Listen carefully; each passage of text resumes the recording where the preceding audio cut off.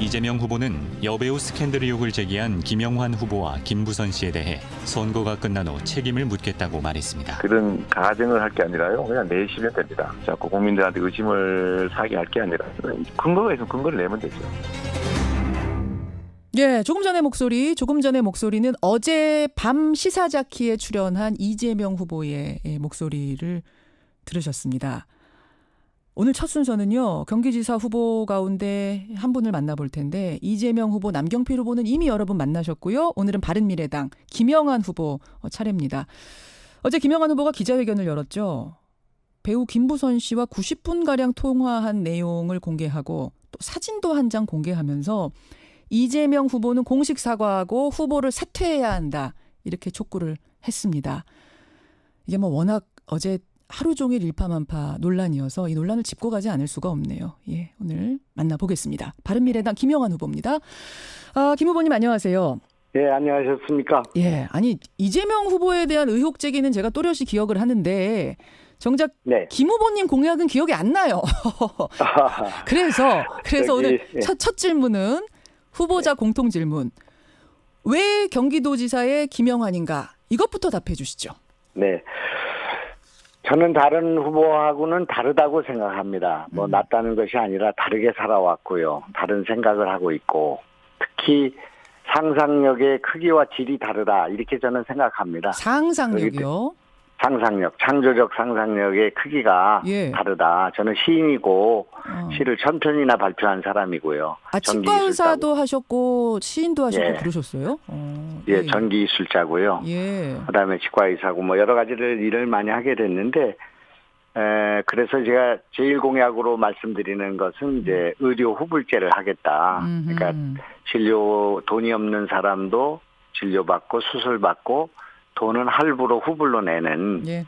그런 제도를 하겠다, 그렇게 말씀드렸고, 나만의 북한공단 만들어야 된다 하는 그런 공약도 하고 있고요. 예. 또 문화예술 텐텐텐이라고 해서 예술 책 사고 공연장 가고 전시장 가는 비용은 세액 공개하는 이런 것도 내고 있고, 예. 경기 남부에 슈퍼밸리 만드는 그런 공약도 하고 있는데, 슈퍼밸리. 이게 무슨 이 지금 네거티브 공방 이것 때문에 검증 공방 때문에 다 묻혀가지고 하나도 보이지가 않죠. 그러니까요. 그러니까 이제 제가 어제 저 트위터에 예고를 하니까 이런 문자들이 꽤 들어왔어요.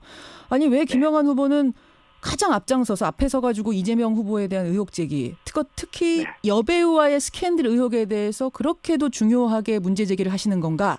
이유가 뭔가? 네네. 이런 질문들. 제가 제일 저는 이재명 후보를 모르는 분이니까요. 저하고 같이 정치할 기회가 없었습니다. 저는 열린우리당을 안 해서. 예. 거기다가 또 그분은 시장만 하셨지 국회의원이나 정부에서 일해본 경험이 없는 분이잖아요. 예. 그래서 이제 지면을 통해서만 알았는데, 이번에 이제 경쟁을 하다 보니까 이제 그런 내용을 알게 됐고, 제일 먼저 문제가 된 것은 그 형수에 대한 그 욕설 녹음. 예. 그거를 처음 듣게 돼서 깜짝 놀래서, 그래서 이제 그 내용을 자세히 보니까 그 형을 정신병원에 입원시키려고, 강제 입원시키려고 했다는 의혹, 그것이 문제구나 하는 생각을 하게 돼서, 예. 그분의 그 문제를 지적하다 보니까, 이거는 정신보건법을 제가 만들었거든요. 아하. 대표 발의는 안 했지만 제가 거기 공동 발의를 2013년도에 했는데, 예. 이거는 턱도 없는 일이 어떻게 형을 자신도 모르고 배우자도 모르고 아이도 모르는 사이에 정신병원에 넣으려고 했고, 의사들은 대면 그런 진료가 없이 이런 소견서를 냈으며, 어머니라는 분이 어떻게 공무원 8명의 그런 여러 가지 그 자소서를 가지고 이런 일을 하셨을까? 그 의혹을 그래서 토론에서 제기하셨고, 네. 여기에 대해서 이재명 후보가 답을 하고, 뭐 그건 알고 있는데. 예. 그런데 이제 그때 여러 가지 그 의혹과 너무 많은 전과가 있으시니까. 예. 그 여배우 스캔들 이거에 관련해서 주진우 씨가 그 사과문을 쓰도록 종용하고 사과문 대피를 한 것 같은 의혹이 있는데, 이렇게 물어본 것이 이제 시작이 된 그분께서 거군요. 이제 그런 여배우를 알고 있다 하니까 이제 증폭이 된 거죠. 네, 그렇게 해서 이제 그런 얘기가 진행되는 과정에서 이 진실을 알게 됐는데, 예. 이 진실은 뭐 단언해서 얘기하지만 사생활 문제나 뭐 선정적인 스캔들의 문제가 아니고. 네거티브 아닙니까? 이거 사생활에 대한 네거티브 아닌가요? 저는 아니라고 생각하죠. 왜냐하면 이제 진실 공방,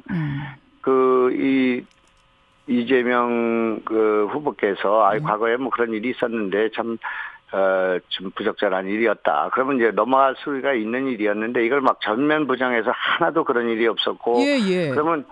그러면 김부선이라는 분이 수십 명 아니면 수백 명한테 이런 뭐라고 할까 불만이라고 어려움을 호소하고 다녔는데. 예. 그렇다면은 이 김부선이라는 사람은 이거 정신이 도른 사람이 아닌가 그런 생각을 들 정도 아니겠습니까? 그러니까 오히려 미안합니다. 부적절했습니다라고 사과를 했으면 넘어갔었을 텐데. 네네. 그러니까 거짓말을 한 거라고 생각이 되는 순간 김부선이라는 사람의 인격이 김부선이라는 말살이 된다. 사람은 이제 완전히 이상한 사람이 됐고 그러고 난 뒤에 이제 이재명 후보께서 이 김부선이라는 분을 뭐라고 그러더라? 무슨 허언증이요. 허언증. 그 이제 정신병이거든요. 허언증이다. 마약 무슨 범이다.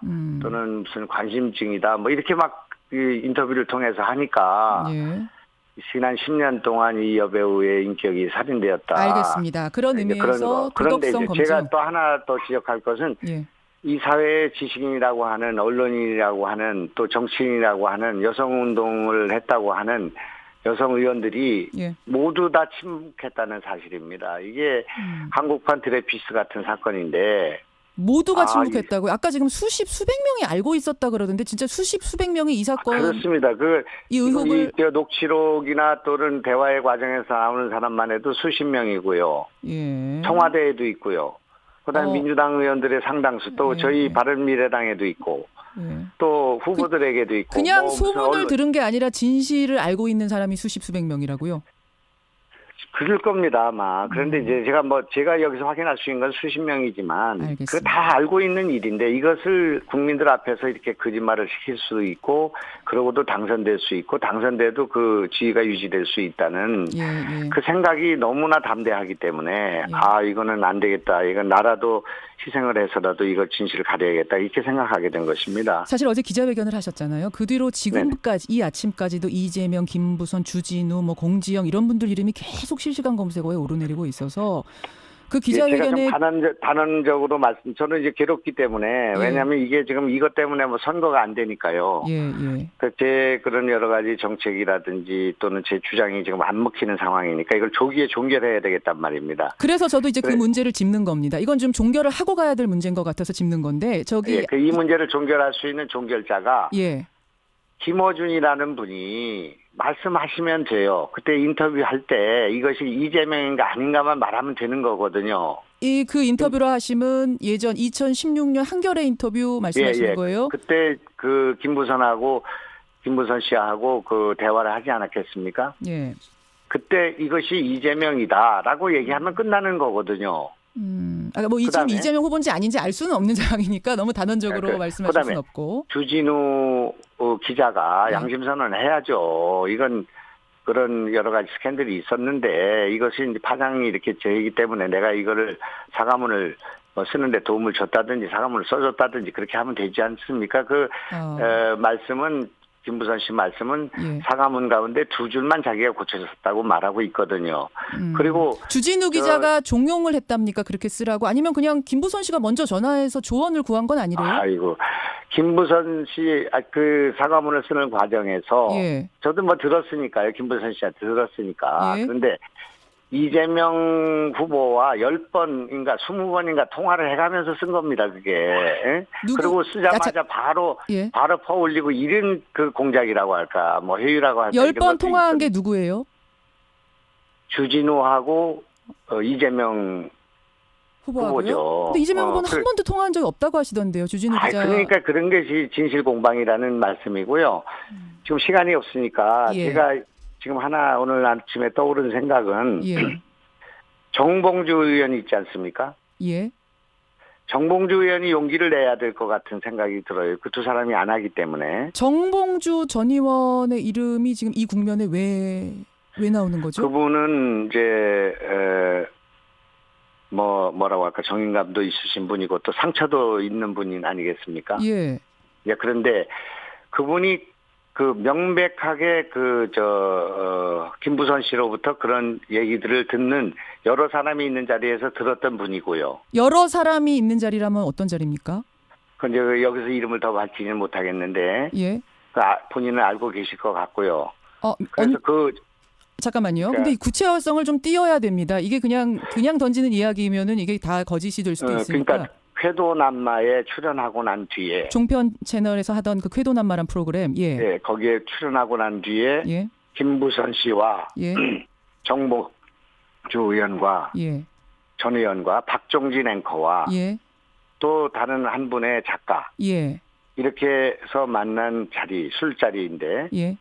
그 술을 못 하신다고 그러는데 김부선 씨는 예. 예. 그 자리에서 이제 박종진 그분이 이제 말씀을 하셔가지고 그 얘기가 나왔고요. 그런 있었던 일들에 대한 얘기가 있었던 것 같고. 김부선 씨가 거기서 그러니까 이재명 후보를 언급하면서 이런 지금 의혹이 제기되는 그 스캔들에 대해 언급을 했다. 그렇습니다. 근데 그래서 들으셨을 거고요. 그 정봉주 의원이 들으셨을 거고. 예. 정봉주 의원이 이재명 후보에게 직접 전화를 걸어서 통화를 했기 때문에 그 자리에서요? 통화를 하셨기 때문에 정봉주 의원은 내용을 들었을 것 같습니다.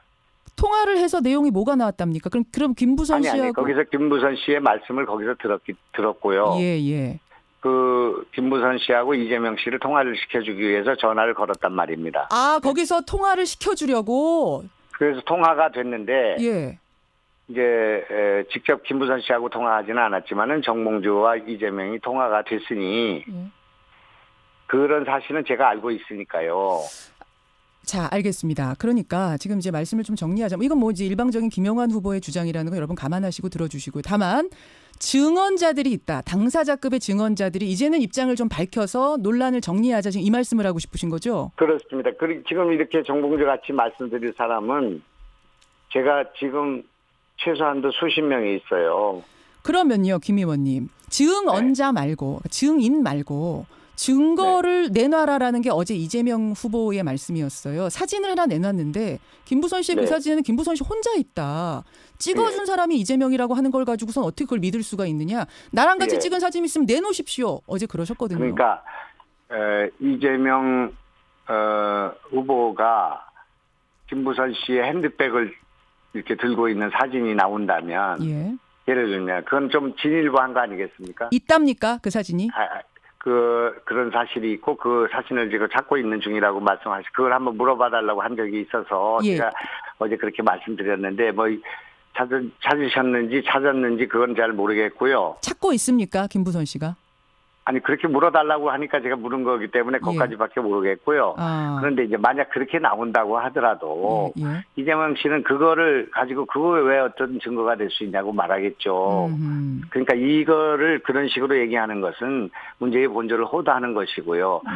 그 피해 당사자라고 할까요? 둘이 그런 관계가 있었던 그 두 분께서 그중에 한 분인 여성이 그런 여러 가지 피해와 부담을 감수하면서 증언하고 있잖아요. 녹취록도 나와 있고요.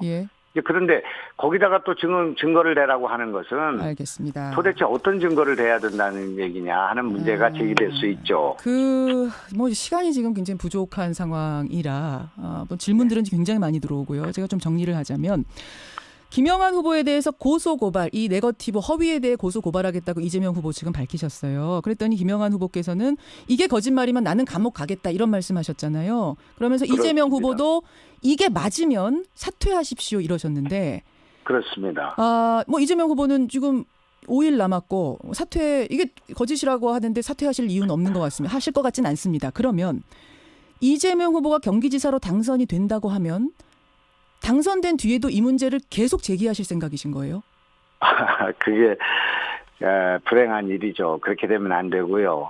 그래서 이제 우선은 이재명 후보가 당선 안 되셨으면 좋겠는데 제가 부족하고 또 힘이 또 약해서 또 그런 일이 벌어진다고 한다면 계속 이런 문제가 논란이 돼서 공무원들한테는 영이 쓰지 않을 것이고 도민들 앞에는 고개를 들지 못할 것이고 또 그 다음에 김부선 씨나 또 다른 사람들이 이 문제를 제기할 때마다 계속 논란의 시비에 법정 투쟁에 고소 고발에 이게 난무하지 않겠습니까? 예. 그렇기 때문에 제가 지금 어제 정말 충원을 드린 것은 이재명 후보가 선거 전에 국민들한테 사과하고 특히 그 김부선 우리 여배우한테 예. 진심으로 사과를 해야 된다. 알겠습니다. 사과를 하고 이 문제를 예. 정리하고 가야 된다. 그렇게 지사가 되고 생각합니다. 나서까지 문제 제기는 안 하신다 이 말씀이신 거죠? 예? 지사가 되고 나서까지 문제 제기를 계속하진 않으시겠다는 말씀이신 거죠? 지사가 되고 나서도 문제 제기를 안 할 수가 없는 상황이 되겠죠. 아. 그분이 나를 예. 그렇게 그 알겠습니다. 법적 조치하겠다고 하고 알겠습니다. 예. 김부선 씨는 처음에는 법적 조치하겠다고 하다가 그다음에 김부선 씨한테는 미안하다고 했다가 또 어제는 또 법적 조치하겠다고 김 의원님, 했다가 예, 네, 김 의원님 고맙습니다. 여기까지 죄송합니다. 말씀을 일단 들어야 되겠습니다. 네네. 오늘 고맙습니다. 네, 고맙습니다. 바른미래당 경기도지사 후보 김영환 후보였습니다.